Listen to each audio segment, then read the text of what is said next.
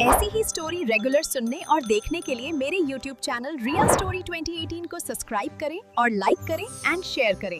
सुंदरवन का एक जंगल कभी हरा भरा हुआ करता था, लेकिन पिछले 2 सालों से पड़ी भीषण गर्मी ने उसे एक बंजर रेगिस्तान में बदल दिया था। पेड़ ठूंठ बन चुके थे और जमीन पर सिर्फ सूखी पत्तियां बिछी थी।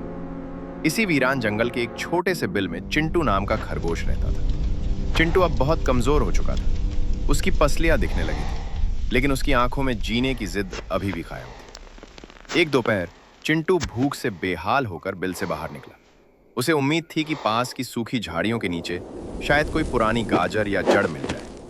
वो जमीन को अपने नन्हे पंजों से खोद ही रहा था कि तभी हवा का रुख बदला। चिंटू की नाक ने एक जानी पहचानी खतरनाक गंध महसूस की।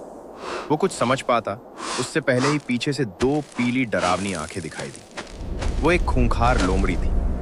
लोमड़ी ने चिंटू को देखते ही छलांग लगा दी। चिंटू की जान हलक में आ गई। वो अपनी पूरी ताकत लगाकर भागा।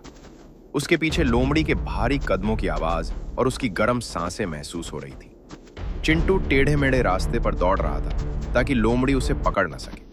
अचानक सामने एक कटीली झाड़ी आ गई। चिंटू ने बिना सोचे समझे उस कांटों भरी झाड़ी में छलांग लगा दी। लोमड़ी का मुंह झाड़ी के बाहर ही रह गया, लेकिन चिंटू का शरीर कांटों से बुरी तरह छिल गया।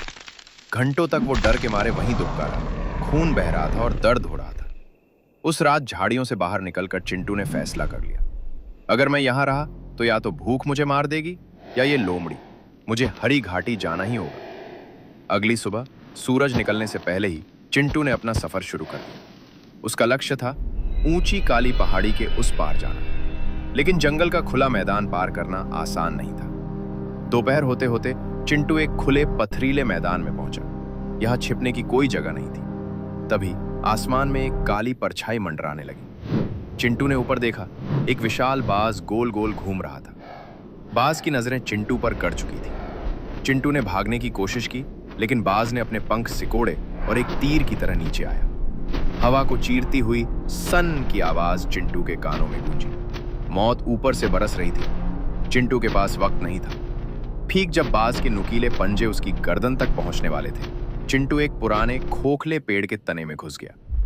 बाज के पंजे लकड़ी पर जोर से लगे और खरोंच के निशान छोड़ गए। चिंटू का दिल इतनी जोर से धड़क रहा था कि उसे लगा वो फट जाएगा। वो घंटों तक उस अंधेरे तने में बैठा रहा जब तक कि आसमान साफ नहीं हो गया। लोमड़ी और बाज से बचने के बाद चिंटू के सामने एक नई मुसीबत थी, एक तेज बहाव वाली नदी। पहाड़ी पर जाने का एकमात्र रास्ता इस नदी को पार करना था। नदी पर कोई पुल नहीं था, सिर्फ पानी के बीच उभरे हुए कुछ चिकने फिसलन भरे पत्थर थे। चिंटू पानी से डरता था। एक छोटी सी गलती और वो पानी के साथ बहकर पत्थरों से टकरा सकता था।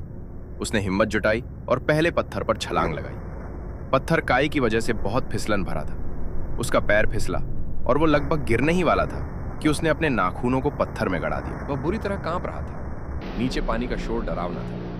एक एक कदम मौत के कुएं जैसा था। आधे रास्ते में एक तेज लहर आई और चिंटू को भिगो दिया। ठंड और डर से ठिठुरते हुए उसने पूरी ताकत लगाकर आखिरी लंबी छलांग लगाई और दूसरे किनारे की मिट्टी पर गिर पड़ा।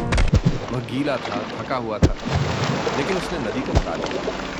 अब चिंटू पहाड़ी की चढ़ाई चढ़ रहा था। वह अपनी मंजिल के बहुत करीब था, लेकिन तभी रास्ते के बीचों बीच एक सरसराहट। चट्टानों के बीच से एक विशाल काला नाग, किंग कोबरा, फन फैलाकर खड़ा हो गया। यह नाग उस घाटी का द्वारपाल जैसा लग रहा था। चिंटू बुरी तरह थक चुका था। उसके शरीर में अब भागने की ताकत नहीं बची थी। नाग ने फुफकार मारी। चिंटू ने अपनी जगह पर से एक पत्थर को पैर से नाग की तरफ फेंका। नाग का ध्यान भटका। जैसे ही नाग थोड़ा पीछे हुआ, चिंटू ने अपनी बची खुची सारी ऊर्जा बटोरी और नाग से जान बचाकर बिजली की तरह भागा और निकल गया। नाग ने वार किया, लेकिन उसका डंक सिर्फ हवा में लगा। चिंटू रुका नहीं। वह सीधा पहाड़ी की चोटी तक दौड़ता चला गया। जैसे ही चिंटू ने आखिरी चट्टान पार की, उसके कदमों की आहट थम गई। उसकी आंखें फटी की फटी रह गईं। सामने का नजारा जादुई था। मीलों तक फैली मखमली हरी घास, लाल लाल गाजरों के खेत और कल कल बहता झरना। वहां तितलियां उड़ रही थीं और हवा में फूलों की महक थी। चिंटू धीरे धीरे घास पर चला। उसे यकीन नहीं हो रहा था कि यह सच है। उसने एक ताजी रसीली गाजर तोड़ी और पहला निकाला। वह स्वाद उसके जीवन का सबसे बेहतरीन स्वाद था। उसकी आंखों से खुशी के आंसू बह निकले। उसके शरीर के घाव अब भी थे, लेकिन उसका मन अब शांत था। चिंटू ने वहां एक सुंदर सा घर बनाया। अब उसे न तो लोमड़ी का डर था, न बाज का, और न ही भूख का। जंगल के बाकी जानवर आज भी